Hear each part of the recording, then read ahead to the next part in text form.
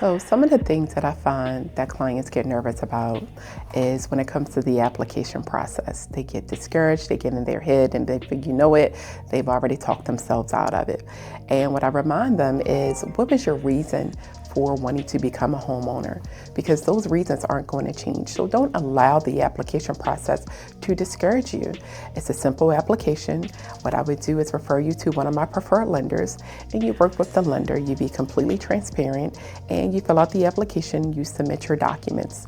So another thing is, a lot of people may get nervous because they may not have things in order. So you want to gather your documents and you want to make sure that you submit them to the lender, because you want to be able to provide proof of the information that you actually put on the application. So for more information about the loan application process, feel free to like, subscribe, and send me a DM if you have any questions or concerns.